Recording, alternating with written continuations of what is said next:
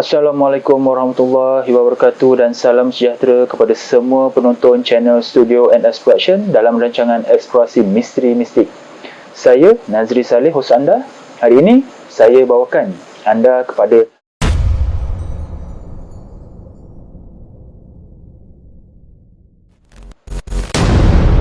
sumber maklumat yang kami perolehi dari kaedah ilmu kebatinan secara Islam, iaitu Al-Haq.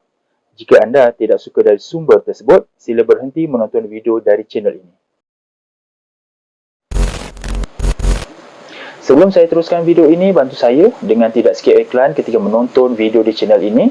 Subscribe channel ini kepada yang belum subscribe dan share video ini. Semoga ramai yang akan dapat manfaat, dan pastikan anda menonton video ini sampai habis supaya anda faham secara menyeluruh berkenaan sejarah yang ingin disampaikan. Kota Supai, Kuala Linggi terletak di puncak Bukit Supai, Kampung Kuala Linggi, Alur Gajah, Melaka. Di sebelah kanan, muara Sungai Linggi, perhampiran pantai Selat Melaka. Ianya terletak kira-kira 35 km dari Bandar Melaka dan bersempadankan dengan Laut Selat Melaka dan muara Sungai Kuala Linggi. Kedudukannya yang strategik dapat mengawal laluan di sepanjang Sungai Linggi dan Selat Melaka. Sungai Linggi juga merupakan salah satu sungai yang menjadi titik garisan sempadan di antara Negeri Melaka dengan Negeri Sembilan. Kota berbentuk 4 persegi bujur ini diperbuat daripada susunan batu laterite, manakala di bahagian luar tembok pula dibina rawang di sekeliling kota. Ianya bertujuan bagi mengelak sebarang bentuk serangan dan menghalang mana-mana orang perseorangan dari memasuki kota dengan mudah. Namun, kini keadaan rawangnya sudah tiada lagi dan telah terkambus sepenuhnya. Pada setiap penjuru kota, turut dibuat lengkungan berbentuk separa bulatan bertujuan bagi menempatkan meriam-meriam. 2 daripada meriam tersebut dihalakan ke arah Laut Selat Melaka, manakala 2 lagi meriam tersebut dihalakan ke arah darat. Terdapat 2 buah pintu masuk ke kota ini, iaitu di penjuru bahagian hadapan yang mengarah ke laut dan di bahagian tengah tembok kawasan belakang kota. Kini, di dalam kawasan kota merupakan kawasan lapang seperti padang. Dahulunya terdapat sebuah bangunan yang dibina dari kayu, namun ianya telah musnah. Kota ini dibina bersama dengan orang-orang Belanda dan Bugis pada tahun 1757 sebagai tanda tamatnya peperangan di antara keduanya. Selain itu, kota ini juga pernah disebut sebagai Kota Filipina, sempena nama anak perempuan Gubernur Belanda. Nama lain bagi kota ini pernah disebut sebagai Kota Bukit Supai kerana apabila kota siap dibina, Belanda telah menempatkan sepasukan tentera upahan mereka yang dipanggil Sipoi bagi meninjau pergerakan musuh dan sebagai pertahanan dari musuh-musuh mereka. Namun, nama Kota Supai lebih dikenali dalam kalangan masyarakat setempat dan juga para pelancong. Kota kubu ini juga disebut sebagai Kota Meriam Patah kerana dijumpai sebuah meriam yang patah selepas kota tidak lagi digunakan. Sebaik saja kota tersebut siap dibina, perjanjian damai di antara keduanya telah dilakukan di dalam bangunan yang terdapat di kota tersebut pada 1 Januari 1758. Hasil dari perjanjian tersebut, Belanda berjaya menguasai cukai hasil timah yang dikeluarkan dari kawasan pedalaman di Sungai Linggi, dan kota ini berperanan sebagai tempat pemungut cukai hasil bijih timah yang dibawa keluar dari pedalaman Rembau dan Linggi, dan akhirnya ia terbiar runtuh setelah Belanda tidak lagi memerintah Melaka. Pada zaman pemerintahan Inggeris, kota ini tidak lagi digunakan kerana tiada lagi hasil timah yang perlu dibawa keluar. Pada waktu itu juga, pihak Inggeris tidak lagi menerima sebarang bentuk penentangan dari arah atau kawasan berdekatan kota tersebut. Justru kota ini telah kekal dalam bentuk runtuhnya sehingga kini dan dipelihara dari masa ke semasa sebagai salah sebuah tinggalan warisan sejarah yang ada di negeri Melaka.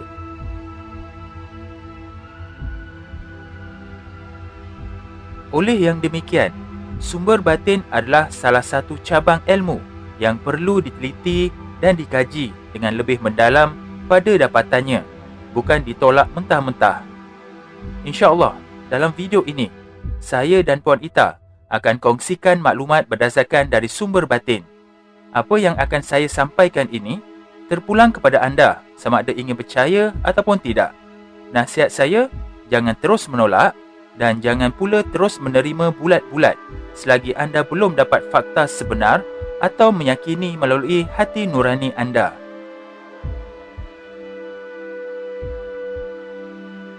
Bismillahirrahmanirrahim. Berdasarkan keterangan sejarah kota Supai ini tadi, penerangannya sangat ringkas dan seolah-olah menyanjungi pihak penjajah Belanda hanya kerana menganggap penjajah sahaja yang pandai buat binaan batu. Di manakah cerita perjuangan bangsa Melayu yang berbilang sukunya? Adakah hilang atau tak penting untuk diangkat? Untuk pengetahuan semua, melalui sumber batin, kubu kota Supai ini dimiliki dan dibina dahulu oleh orang Melayu dan bukan penjajah Belanda. Bangsa Melayu sangat pandai memilih kawasan yang strategik dalam peperangan dan mereka berperang menggunakan senjata letupan juga seperti penjajah. Kita juga berkemahiran dalam binaan menggunakan batu seperti juga penjajah. Penjajah Belanda hanya pandai ambil alih saja bekas kubu orang Melayu ini selepas perang tamat. Dan tak adil bila sejarawan hanya angkat pihak Belanda sahaja berbanding pejuang Melayu.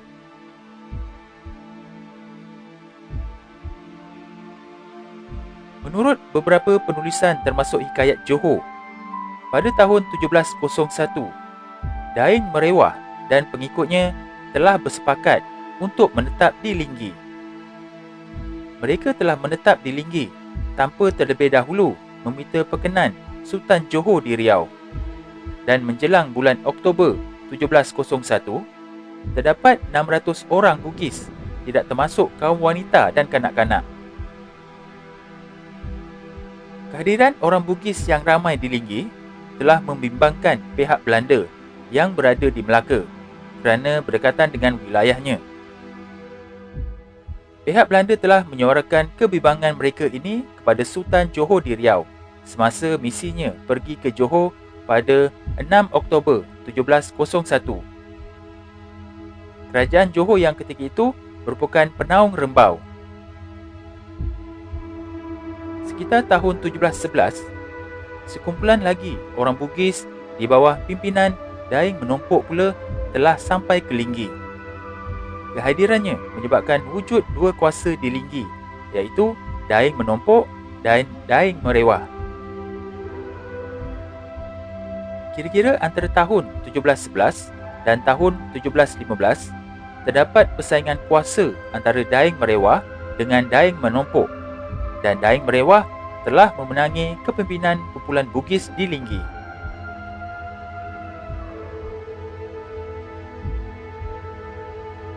Ketika Raja Kecil menjadi Sultan Johor, baginda pernah menghantar surat kepada pihak Belanda untuk melarang orang Bugis melalui kawasan Nanning untuk menghalang rancangan Daeng Merewah menyerang Rembau.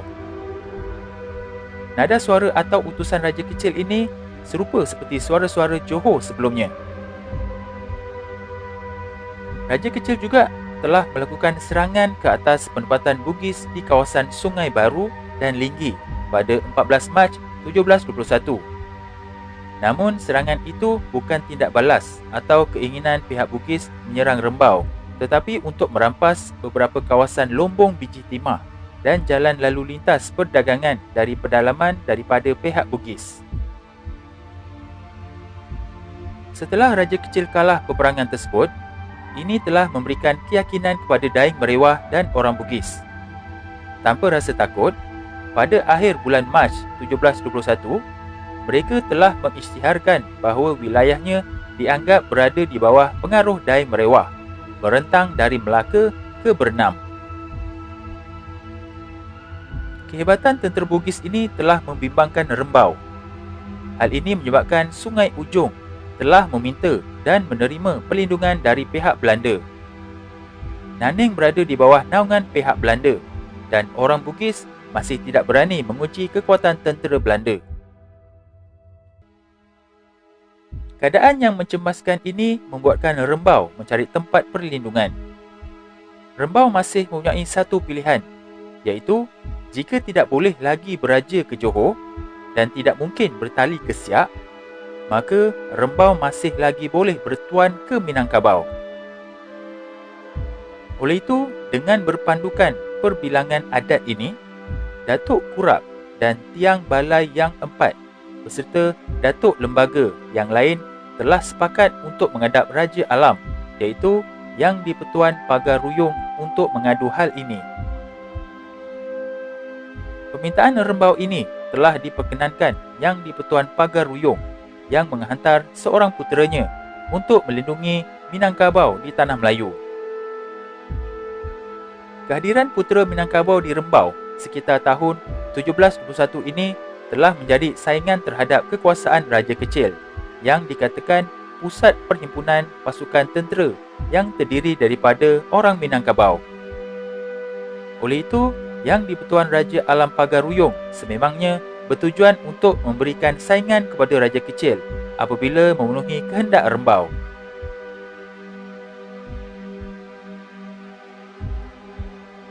Daeng Kemboja telah menyatakan hasratnya untuk menyerang Belanda di Melaka dan memohon bantuan orang Rembau untuk mencapai cita-citanya itu.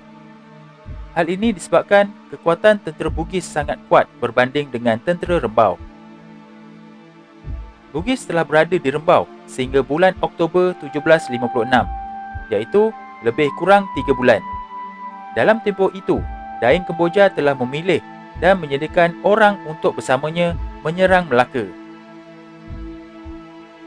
Setelah bersiap, Daeng Kemboja serta orang Bugis diiringi dengan tentera Rembau yang dipimpin oleh Raja Adil bertolak ke Melaka. Apabila sampai di Melaka, mereka telah menyerang dan membakar serta menawan kawasan Subbandar Trangkuera. Mereka kemudiannya mendirikan kubu di Kelebang. Terdapat 2 kubu yang dibina, iaitu satu kubu yang besar adalah untuk Daeng Kemboja dan orang Bugis, dan berhampirannya dibina kubu yang lebih kecil untuk Raja Adil dan orang Rembau.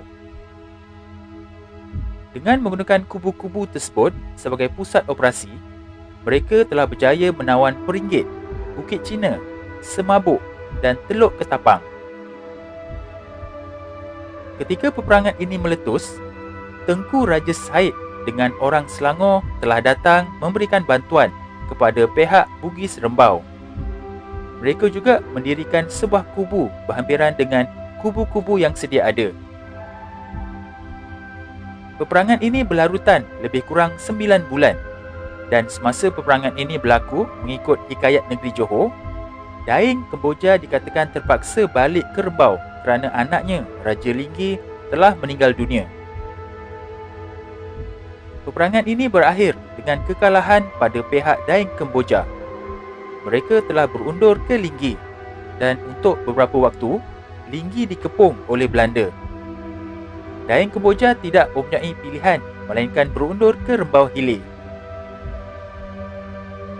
Pada akhir bulan November, Daeng Kemboja dengan ahli keluarganya termasuk Raja Haji telah berpindah ke tempat kediaman baru, iaitu di Pedas. Kehadiran putera Bugis di Rembau Hilir dan kemudian di Pedas telah meletakkan lembaga-lembaga Rembau dalam keadaan serba salah. Pedas menjadi kawasan Bugis kerana ia sering didatangi oleh pembesar Bugis dari Selangor, termasuk Tengku Raja Selangor. Sebaik sahaja peperangan itu tamat, perjanjian damai di antara keduanya telah dilakukan di dalam bangunan yang terdapat di Kota Supai ini pada 1 Januari 1758. Hasil dari perjanjian tersebut, Belanda berjaya menguasai cukai hasil timah yang dikeluarkan dari kawasan pedalaman di Sungai Linggi. Dan kota ini berperanan sebagai tempat memungut cukai hasil biji timah yang dibawa keluar dari pedalaman Rembau dan Linggi.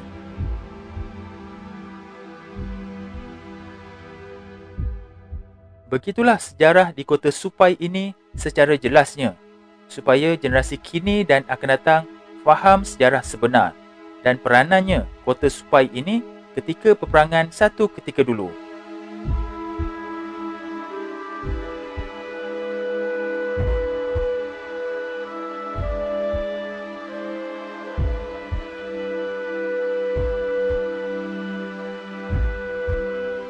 Jadi itu saja video untuk kali ini, diharap dapat memberikan sedikit pendedahan kepada generasi kini dan akan datang, juga memberikan sedikit maklumat kepada pengkaji dan peminat sejarah supaya dapat merungkaikan lagi sejarah ini.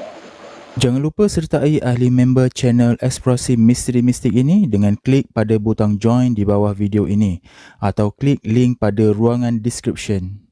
Terdapat 4 pilihan peringkat package yang disediakan.